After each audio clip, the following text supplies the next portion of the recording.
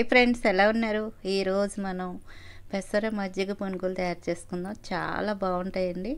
సమ్మర్లోనే చక్కగా ఇలా చేసుకుని తిన్నామంటే మన ఒంటికి బాగా చలవ చేస్తుంది. కనీసం నెలకు 2 సార్లు చేసుకున్నామంటే వేడి అనేది లేకుండా మన ఒంటికి బాగా చలవ చేస్తుంది.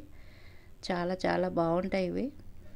అలాగే మీలో ఎవరైనా మా ఛానల్ ఫస్ట్ టైం చూస్తున్నట్టయితే ప్లీజ్ లైక్ చేయండి. అలాగే మా ఛానల్ని సబ్స్క్రైబ్ చేయండి. పక్కన ఉన్న బెల్ ఐకాన్ని క్లిక్ చేయండి. అప్పుడు మీకు వీడియో ఎప్పుడు పెట్టినా మీ ఫోన్కి నోటిఫికేషన్ వస్తుంది. నేను ముందుగా పెసరపప్పుని 1/2 కేజీ తీసుకొని చక్కగా వాటర్లో నానబెట్టుకున్నాను. అది కూడా పొట్టు పెసరపప్పు తీసుకోండి, అదైతేనే పునుగులకి బాగుంటుంది. ఈ పెసరపప్పు నానబెట్టుకున్నాం కదా, 3 గంటలే నానబెట్టుకోండి, ఎక్కువ నానబెట్టుకోకండి. మనకు కొంచెం ఎక్కువ నానబెట్టుకుంటే ఆయిల్ పీల్చుకుంటుంది, అందుకు 3 గంటలు అయితే కరెక్ట్గా సరిపోద్ది. ఈ నానబెట్టుకున్న పెసరపప్పుని వీడియోలో చూపించినట్టు శుభ్రంగా కడగండి. ఇలా పొట్టు అంతా తీసుకోవాలి. ఇలా పొట్టు తీసుకున్న తర్వాత శుభ్రంగా కడిగిన తర్వాత మీకు చూపిస్తాను.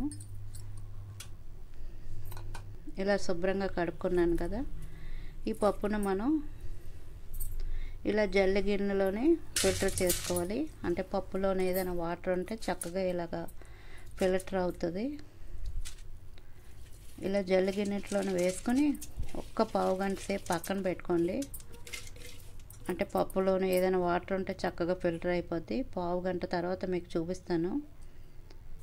చక్కగా ఇలా పొడి పొడిగా పప్పు అవుతుంది. ఈ పప్పును మాత్రమే మనం గ్రైండర్లో వేసుకోండి, వాటర్ అనేది వేయకండి. మీరు కూడా మిక్సీలో వేసారనుకోండి గట్టిగా ఉంటుంది, అందుకు గ్రైండర్లోనే వేసుకోండి. చక్కగా పునుగులు చక్కగా వస్తాయి. పప్పు గ్రైండర్ అవుతుంది కదా, ఈ లోపల మనం పెరుగుని తీసుకుందాం.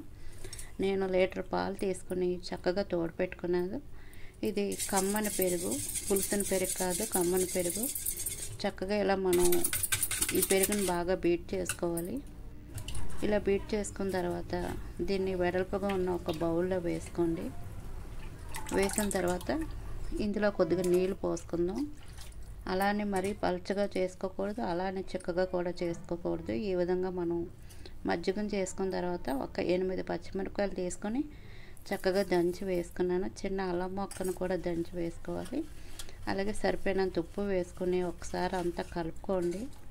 కలుపుకున్న తర్వాత ఉప్పు అయి సరిపోయిందో లేదో ఒకసారి చెక్ చేసుకోండి. ఇప్పుడు దీన్ని పోపు పెట్టుకుందాం. బాండి పెట్టుకుని ఒక 3 స్పూన్లు ఆయిల్ వేసుకుని అందులోని 1/2 టీ స్పూన్ మినపప్పు, 1/2 టీ స్పూన్ పచ్చెనపప్పు వేసుకుని 2 వేగిన తర్వాత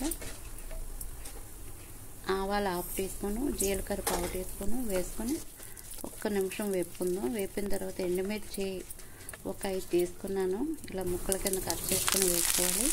కరివేపాకు కొద్దిగా వేసుకోవాలి. కరివేపాకు ఇందులో కొంచెం ఎక్కువ వేసుకుంటే బాగుంటుంది.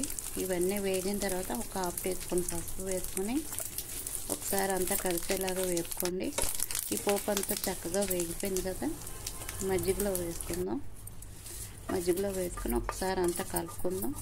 ఇప్పుడు మీరు ఉప్పు వేసి సరిపోయిందో లేదో ఒకసారి చెక్ చేసుకోండి, చాలకపోతే వేసుకోండి. ఇదంతా కలుపుకొని దీన్ని పక్కన పెట్టుకుందాం. ఇప్పుడు మనకి పప్పు కూడా చక్కగా మెత్తగా గ్రైండర్ అయిపోయింది. దీన్ని బౌల్లో తీసుకున్నాను. చూడండి, ఈ విధంగా మనం మెత్తగా గ్రైండ్ చేసుకోవాలి. ఇందులోనే 1/2 టీ స్పూన్ పసుపు, అలాగే కొద్దిగా ఉప్పు వేసుకొని ఒకసారి అంతా బాగా కలుపుకోవాలి. ఈ రెండు కలిసేలాగా చేతితోటే కలుపుకోండి, బాగా కలుస్తుంది.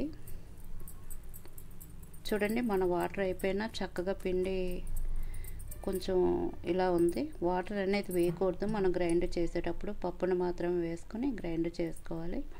చక్కగా ఆయిల్ కూడా మరిగింది. ఆయిల్ మరిగిన తర్వాత గ్యాస్ మీడియంలో పెట్టుకొని చేతిని ఇలా వాటర్లో తడిపి అప్పుడు పిండిని కొద్దిగా తీసుకొని వీడియోలో చూపించినట్టు పునుగులు వేసుకోవాలి. ఈ ఆయిల్ ఎంత ఉందో ఆయిల్కి సరిపోయినంత పునుగులు వేసుకోండి. నేను కొంచెం మీడియం సైజు పునుగులు వేసుకుంటున్నాను. ఇవి మజ్జిగలోని మనం వేసేటప్పుడు ఇంకొంచెం పెద్దవి అవుతాయి, అందుకు మరీ పెద్ద పునుగుల కింద వేసుకోకండి. వీడియోలో చూపించినట్టు ఈ విధంగా పునుగులు వేసుకొని ఒక్క నిమిషం ఉంచండి. ఉంచిన తర్వాత రెండో వైపు కలుపుతూ చక్కగా పునుగులు వేపుకోవాలి. మరీ ఎర్రగా వేపక్కర్లేదు, కొంచెం వేగితే సరిపోద్ది. ఇలా అటు ఇటు కలుపుతూ చక్కగా పునుగులను వేపుకోవాలి. చూడండి చక్కగా అన్నీ వేగిపోయాయి. ఇప్పుడు వీటిని జల్లిగరిటలో తీసుకుందాం.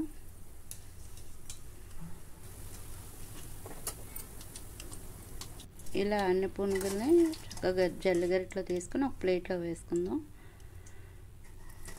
వేసుకుని ముందుగా మనం మజ్జిగను పోపెట్టుకున్నాం కదా, దీంట్లోనే మనం పునుగులు వేసుకుందాం. వేసుకొని ఒకసారి అంతా కలిసేలా కలుపుకుందాం. ఇలా కలుపుకొని ఒక 2 గంటల సేపు పక్కన పెట్టుకోండి.